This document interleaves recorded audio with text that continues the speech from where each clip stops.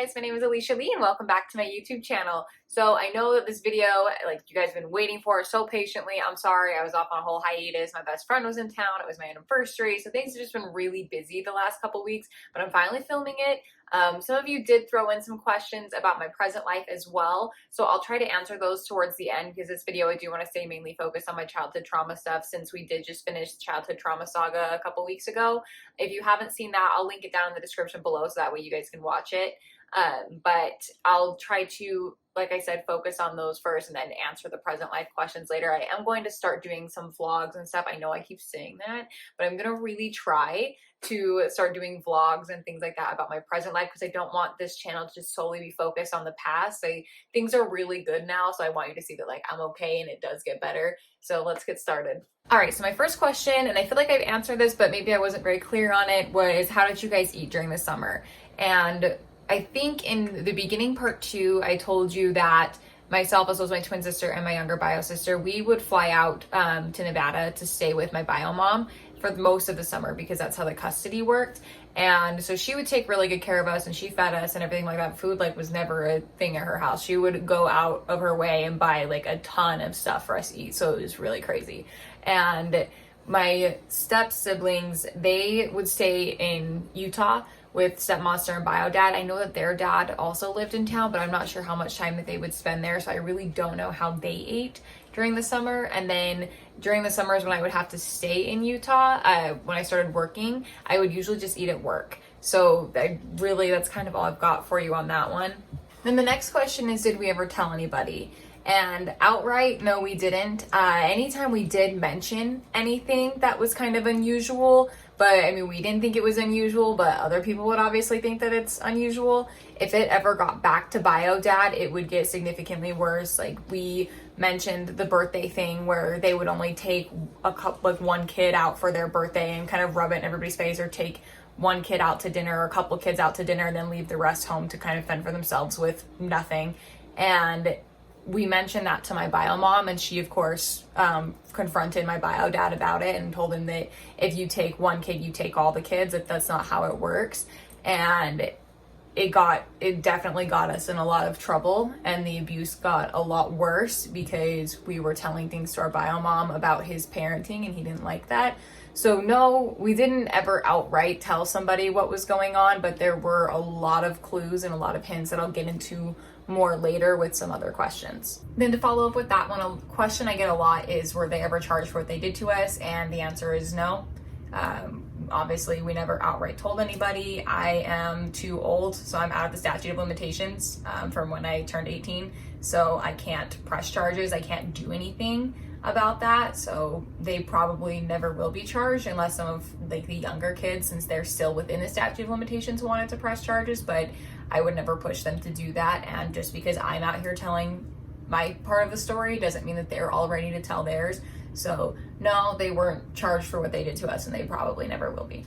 Now this question really makes me angry, and I asked it to my twin sister just to see what she would say. And it is, would we ever reconcile our relationship with bio dad even if he was sick or dying? And the answer is no. He is actually technically sick and dying. He was diagnosed with cancer when I was 16 or 17. I don't even remember anymore. And so he is technically sick and dying, and I still don't care. I don't feel any guilt about not having a relationship with him because it took so long for me to get to this point to realize how damaged he made me and the things that he did to us and how messed up it is, and the fact that he can't own responsibility for any of it or apologize for any of it. And I mean genuinely apologize for it. I don't feel any sort of guilt or need to have a relationship with him. He can be alone and he can be miserable because he made himself that way, and I don't have any second thoughts about it. This one was kind of an out of the box one that's kind of relates to childhood trauma, but not really. It was, how did they react when I came out as a lesbian? I don't know if all of you know that I'm gay as hell. I have a girlfriend. We have dogs and cats together. It's total gay relationship. But when I came out, stepmonster told me that she was glad that I wasn't bisexual because she doesn't think they exist. Okay. And bio dad told me that he loved me no matter what, which was really unexpected. and that he would support me and everything. And then when I got divorced a few years later from my ex-wife, he asked me if I was going to go back to men now, and I asked him if he was going to go back to men because at the time he was divorcing Stepmonster. So yeah, that whole thing kind of changed after I got divorced. He decided that, you know, I needed to make some lifestyle changes. And I mean, he would tell me that he supported me when I first came out, and then would backhanded say like, you need to make some lifestyle changes. Or maybe I'll get into this later, I don't really talk about too much, but my ex-wife and I were trying to get pregnant and I had a couple miscarriages, and he told me that the reason that I had miscarriages was because I was making poor life choices and I didn't do it properly, and so God was punishing me, which is really weird because yes, bio dad is kind of religious, as you guys know from the saga where they like Stepmonster came in and made us all be Mormon and stuff. And whenever bio dad starts to get sick from his cancer, he always gets super religious, and so he was, you know, that was at one of those times, and so therefore I was an abomination. A lot of you asked if I can tell you how my siblings are doing as well as my step siblings are doing. I can't really, that's their business. My twin sister and I are really close, but as for the rest of them, I don't talk to my step siblings that much. I mean, obviously you saw that I reconnected with one of them on TikTok, but we have messaged each other a couple of times. So far she seems like she's doing okay, but other than that we don't really talk, and for their privacy I don't tell you really a whole lot about them, just because that's, you know, their business, and this is 5 other people's story and I don't need to tell their side of the story. They can do that if they want to. I'm just going to tell you mine. A question I got a couple times was, how do I feel now I've completed the Childhood Trauma Saga? And overall I feel pretty good about it. I definitely still get a lot of anxiety when it comes to it, like when I watch it or I'm like responding to comments and stuff. So I usually have to step back from it for a little while just for my own mental health, just because it's really hard to have my story out there, because there are still little voices in the back of my head that are in denial and tell me that I just made it up and that I just want attention or whatever. And I know that those are just negative thoughts. I mean, me and my therapist talk about them all the time, about how those are just negative thoughts, and it's just that conditioned response, because that's what I was told so much, is I was just making it up and just wanted attention. And so I feel good overall that it's out there and there are people out there who can watch it and are able to relate to it and know that they're not alone in this. But it does also give me a lot of depression and anxiety because it brings up a lot of really negative stuff, but I'm working through it, so it's okay. So yeah, like I said, overall I feel really good about it. I think this question is because I make a lot of TikToks about how bio dad stalks my stuff, but it is, has he ever tried to contact me in person, or like me personally, or does he just use other people? And I would know if he's tried to contact me personally because he's blocked on like my Facebook and everything. I don't know how he's watching my TikToks because I don't think he's smart enough to use TikTok, but somebody is sending them to him and I don't know who it is. But yeah, I would know if he's ever personally like tried to contact me directly. All right, so the next one is, are you going to press charges or file a lawsuit for emotional damages? And I really wish I could. Believe me, I do. But like I said earlier, I am out of the statute of limitations, but also this is 5 other people's story. And just because I'm ready to go to war doesn't mean that they are. So I can't, you know, try to start this lawsuit and do all these things because they have their lives and their families and how they've processed things and moved on from them. And so just because I want to do this doesn't mean that they're ready to do this. So I can't. This is a really good one. It says, did the schools ever know? And I remember telling my high school photography teacher that I couldn't take photos for his class because I had to work to buy necessities and take care of my younger siblings. Or I remember telling teachers that the reasons assignments were late were because my parents were gone and I had to take care of my younger siblings, and everybody kind of just shrugged it off. And I think that they just assumed that I was just a troubled kid and I was just lazy and I didn't want to do anything. But then there was also something that happened when I was in elementary school, where after bio dad got custody of us before he even met Stepmonster,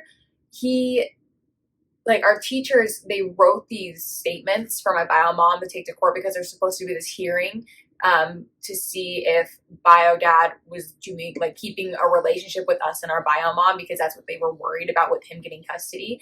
I don't get it. The whole court proceeding thing was messed up. Anyways, so they had to go do this hearing just to see. It wasn't like hearing that if he wasn't, we would go live with her. It was just let's just check back in and make sure everything's okay. So bio mom got these letters from our teachers stating that our learning abilities had significantly decreased. We were falling behind and our physical appearance wasn't good. Like we were dirty. We didn't have our hair washed. Like things were very different. We were always late to school. So they had these letters from our teachers stating this. Well, bio dad found out about them. And then he went to the school and he towered over my teeny tiny little 4th grade teacher and screamed in her face. And so when they went to court, I'm assuming they got in trouble with the principal because the principal had to go to this court hearing too because they got subpoenaed in. And when they were all there, they were like, oh, I don't remember writing that. And even when the lawyer's like showing it to them, they just kept saying, I don't recall writing that. So people knew, like they knew. And the thing to me is like, that makes me really infuriated because if you're a teacher, I know that that's your lifestyle, like that's your job that you're worried about, but you shouldn't be doing the job if you're willing to back down for your students. Like I taught, preschool and stuff for a little bit, and I would take a bullet for those kids. So I don't understand how you can know that there are kids who are being abused. You can tell by the way that we're coming into school and just be more concerned about keeping your job than fighting for your kid. Because what's the whole point in going into the profession if you're not going to fight for your children? So I don't get, that makes me really infuriated. I know I got a little bit on a tangent there, but yes, the schools, we told them things. We didn't outright tell them things, but if they would have listened, things would have been very different. But since we are a white middle class family and bio dad is very well known throughout the community and everybody knows him and nobody wants to do anything about it. The next one is, why did younger bio sister choose to go back and live with bio dad? I'm trying to figure out how to word this without spilling too much of her business because I really don't care to. It's textbook, like she's dating this awful human being guy and she's running with the wrong crowd, and my parents have finally decided to set the boundary for their own mental health of cutting her off, and she's not really welcome around our family until she figures her life out. And since they're doing that, bio dad is swooping in and being super supportive of this really toxic and dangerous relationship. And she's just choosing to take relationship advice from someone who's been divorced twice and currently lives alone in a camping trailer. So that went a lot faster than I thought. So I'm going to answer a couple of the present life questions, and then I'll do a completely separate Q&A on another day, covering more present life stuff. But one of them is, how long have you and your girlfriend been together? And it's actually 3 years today. Today's our anniversary. Obviously, you won't be seeing this on our anniversary, but the day I'm filming is on our anniversary while she's in class. So yeah, we've been together for 3 years. She's great. She's cute. It's awesome. We only met with the intention of like hooking up with each other and never speaking to each other again. But now we have 4 kids and live together, so it's fine. And by kids, I mean animals. We do not have human children. Another question I got is, why don't I moved to Seattle? And it's because my girlfriend is currently in nursing school and we can't leave because she's in an advanced program, so she can't transfer credits to a different college. So just currently waiting on her to finish, but after she graduates next year, we're gonna move in 2022 to Seattle. This is gonna be the last one, but I wanted to squeeze it in here because it's my favorite thing to talk about, and it's, what are your pets' names? And we have Oakley, Petunia, Nymphadora Tonks, and Bellatrix. And so yes, 3/4 of it is Harry Potter themed. I had Oakley before Ashley and I got together, and then she had Petunia and Bellatrix, and then we got Nymphadora together. So we just kind of keep the Harry Potter thing going. Eventually, when we move to Seattle, we're going to get a Great Dane and we're going to name him Azkaban. So I'm super excited about it. But yeah, those are our current pets right now. All right, guys, that's it for today's video. Thank you so much for watching. Please don't forget to like and subscribe. Make sure you turn your post notifications on so that way you get notified whenever I post a video. I know I'm super bad at staying consistent and I'm working on it. I promise. Sometimes I gotta take a break. So I'm gonna try to post some happy content, some present life content. Maybe it'll motivate me to post some more content, but we'll see. Just work on it. Mental health, most important thing. So sometimes it takes me a little bit longer, but I do love you. I do appreciate you. We're all beautiful, wonderful, valid people. Always don't forget, if you or someone you know is a victim of abuse, please reach out to your local authorities. It is better to report and be wrong than it is to not report and be right. Stay safe, stay beautiful. I'll see you later. Bye.